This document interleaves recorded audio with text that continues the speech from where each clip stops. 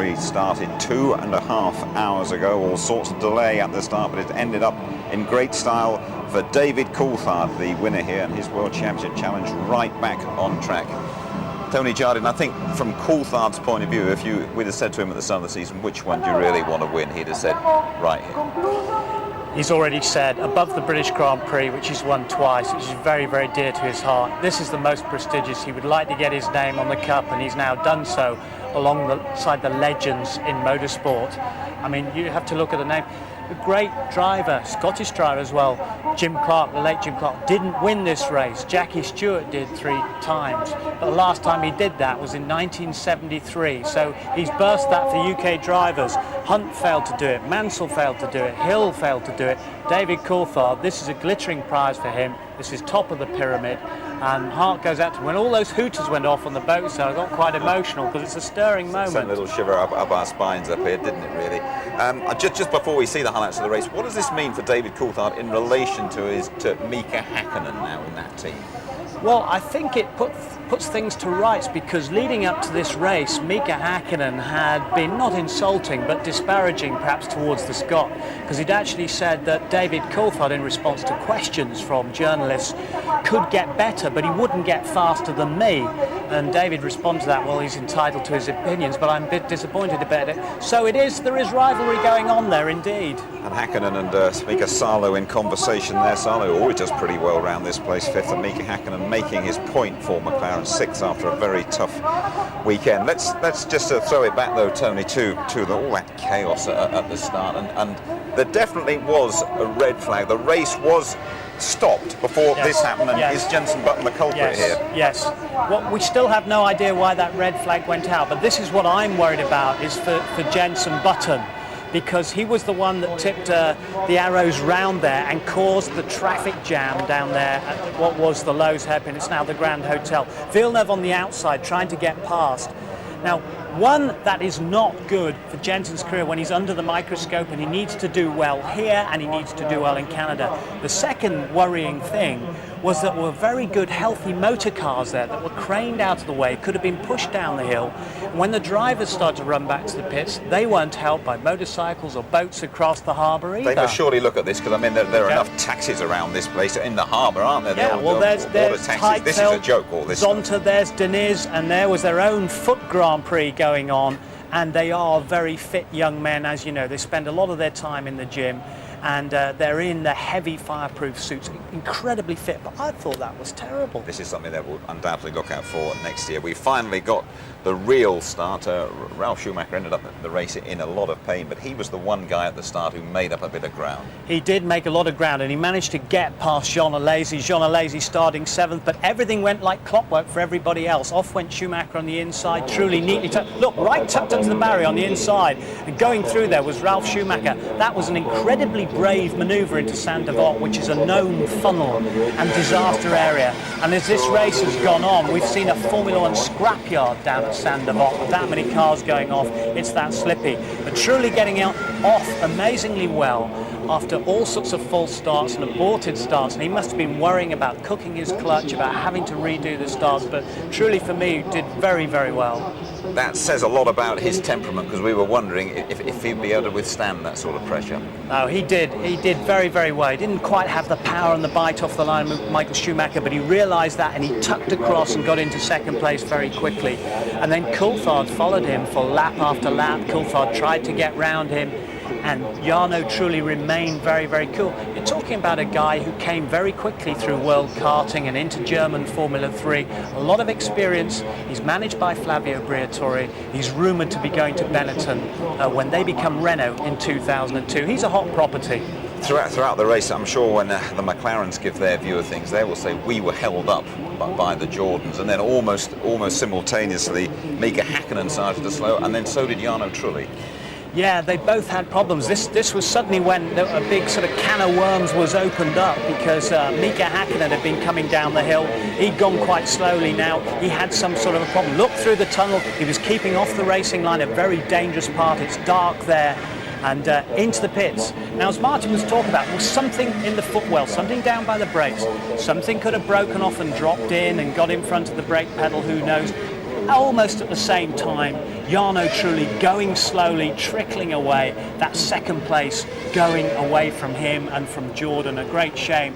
They don't know yet whether it's mechanical, they think it's gearbox, it could be electronics in the gearbox. A huge shame for Jordan. As we just see later on, it was going to be double trouble for them as well. Well, we'll talk about Michael Schumacher a little bit later on as well, but Ralph, who made that great start, he then crashed out, didn't he? And it looks nasty for him because he obviously didn't actually realise, I don't think, what had happened to him during that crash, did he? Oh, but he was unsighted there because Mika Häkkinen had just come out of the pits after repairs, so Ralph had almost had to go offline, but it's already very slippy and dirty down there. There's already concrete dust down there, so he got offline, slipped off. Left front, there must be some sort of a damage from the suspension because you can see his left leg there. You see it's probably been speared by a piece of carbon fibre from the tub, or possibly the suspension has pushed through. You never know. Some things happen on very strange angles, and he's been speared in the leg, unfortunately. In a lot of pain, poor Ralph, and that further adds to his very bad luck here at Monte Carlo, and he's had a few practice accidents as well. He's never ever managed to finish here, and a little bit later on, Michael, elder brother, played a reporter to Louise Goodman and told us it is nothing worse than a deep cut, but I mean that is bad enough, but hopefully he'll be back in action very soon. Now then, how about Michael Schumacher? There are a lot of very, very subdued, miserable people heading for these narrow roads to get out of here, Tony, because they were all set back, and there he was, Schumi, he was off, he was clear. Look, we've all been number 5 here. We've all been enjoying Michael Schumacher. He's a superb driver. We've loved it. We've watched him kiss the barriers. I said he was giving him love bites. You know, he was, and he will use the barriers, but he's one of the guys that said, well, look, we get tougher suspension here. But what he said to us is that it was the actual exhaust fried the suspension. Now, they have the up and over exhaust, the periscope exhaust, which come out of the bodywork. They don't come out underneath under the Venturi. So I can only think the last lower pipes below the leading edge of the trailing arm of the suspension have fouled it there. Every piece of suspension is wrapped in special fireproof asbestos as well, because it's such an oven down at the back of those He was cars. talking about his exhaust, wasn't he? And Ferrari are adamant that he didn't actually give a love bite, kiss the barriers. You call it what you like, Tony. Well, I mean, immediately when things happen, obviously the teams have an answer for this, but you can see there that the car, it's the left rear suspension that actually broke, and you can see the car crabbing around now, and that is why the right rear there was giving out the smoke. But it happened before, after he'd gone past the pit lane entrance, and he had to go around the whole of the lap. Now, previously, Ross Brawn, if you remember in '98 when he had mechanical problems, they fixed the car, they sent him back out, and he ran last, because you can always pick up points at Monte Carlo. Just 8 finished, 1966 only 4 finished, and that's when Jackie Stewart won.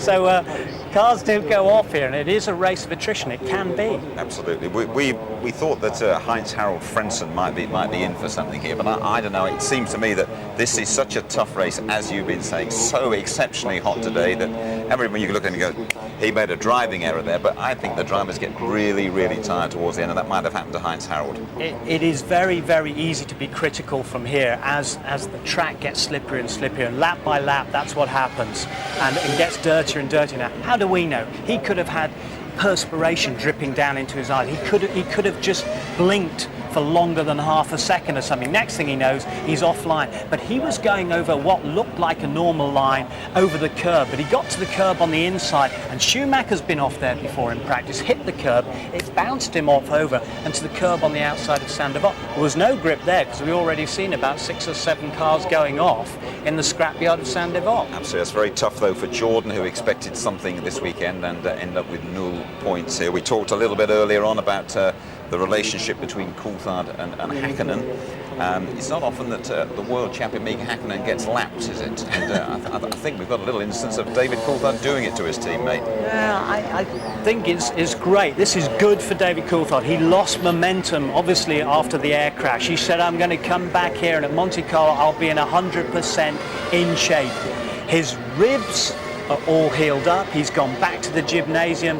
He works very, very hard on his fitness. I would say David Coulthard is second only to Michael Schumacher in terms of total fitness. So great effort for him. That would have given him a great fillip, lapping Mika Häkkinen. I'm not so sure Ron Dennis was very pleased about that. And as Martin was saying, he had to go offline as well a couple of times. I'm sure Martin's to get round his teammate. Going to join us up here if he can make his way up to the balcony in a few minutes' time. Let's just have a little look though and see how the standings after 7 rounds of the 2000 Formula One World Championship, and David Coulthard is a dozen points adrift of Michael Schumacher. It would have been very different if that second place in Brazil had been allowed to stand. Mika Häkkinen now 5 points behind Coulthard, Barrichello 22 points, Fisichella scoring today, and Ralf Schumacher on 12 points.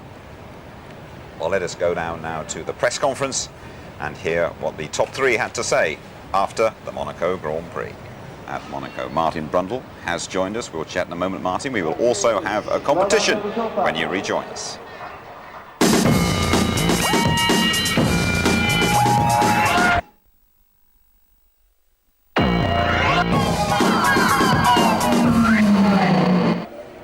Back with us in Monte Carlo. Martin, what does this mean to the career of David Coulthard?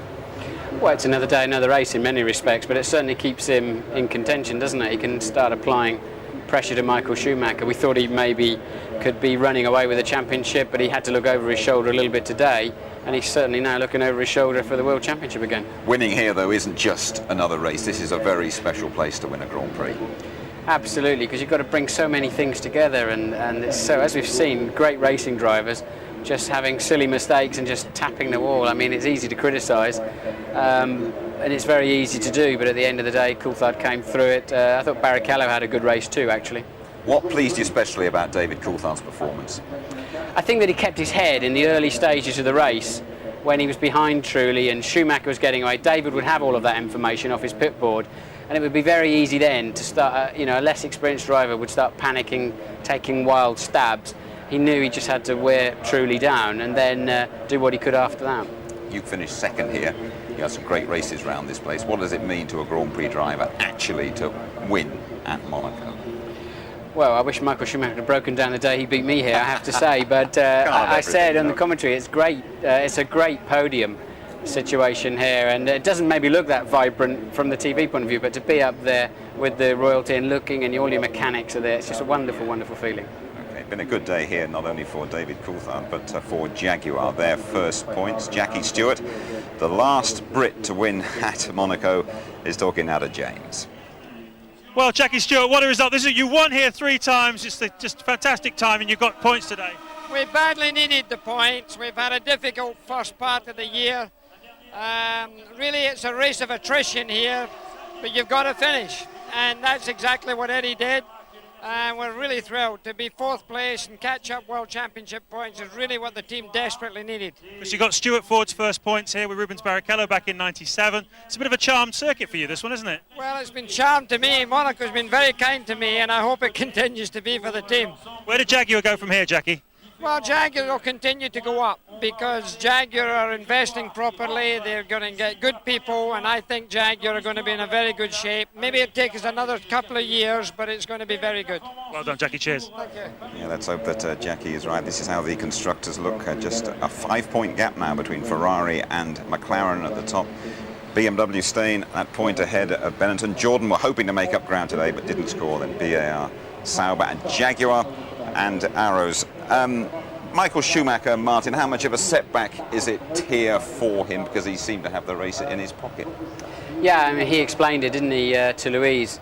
It was a broken exhaust, then the exhaust gas is just cutting away at the suspension. He lost it in quite a tricky place, I have to say, down the pit straight. That could have been a fairly massive accident, actually, but Michael held it. He's going to feel very frustrated, and of course he's going to remember how many championships he's lost for Ferrari, when it seemed like he could win, and all of a sudden it was snatched away from him, and he's going to be very nervous. It's closed things up nicely, isn't it? Nicely for us, that's for sure. Nicely for us and nicely for everybody. Now you should be getting excited about our competition, because it's a great chance to end the European Formula One season in style. It's one of the classics, the Italian Grand Prix at Monza, and we're giving away a VIP trip for you and a friend to the last European race of the season. We'll set you up with return flights, plus a top hotel, and there's full Paddock Club hospitality for qualifying and the race, courtesy of 1-to-1 and Jaguar Racing, with chances to walk about the pit lane and hear from the drivers as well. It really is a dream ticket for any F1 fan. So to get on the road to Monza, just answer this question. Which of the current Jaguar drivers has won the Italian Grand Prix? Is it A, Eddie Irvine, or B, Johnny Herbert? A, Eddie Irvine, B, Johnny Herbert. The number to call, 0900 122 9966. 0900 122 9966. Get dialing. The lines close at midnight next Sunday, June the 11th, and we'll announce the winners at the Canadian Grand Prix in a couple of weeks' time. More comment, reaction and analysis in our highlight show tonight, 11:45. As always, that programme repeated ITV2 at 7 tomorrow. And then, as I've been saying, we go to Canada, qualifying 11:45 p.m. on the Saturday. The race live from 5:15 on the Sunday. Highlights 11:35. Final thoughts on this Monaco Grand Prix, Tony? Well, Monte Carlo again throws up another dramatic Grand Prix and great results. But if you look at all those top scorers, top 6 scorers, they've all scored points here before. Very experienced drivers, but a brilliant race. Martin? There's still absolutely nothing between the McLarens and the Ferraris, so all to play for. It's a very close thing indeed. Well, David Coulthard joining the ranks really of the greats who have won here at Monaco. Jackie Stewart, the last British winner back in '73. Since then, Hunt, Mansell and Hill all tried and failed. David Coulthard, though, has delivered. Come on, gents. It's only water. Let's raise it to David Coulthard winning at Monaco. DC. Cheers to you all. DC.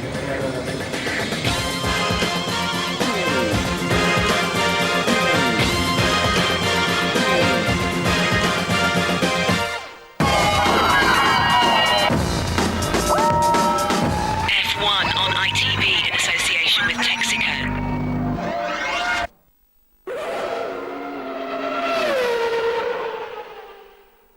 If you would like to know more about Formula One, the website address sponsored by livesport365.com is www.itv-f1.com.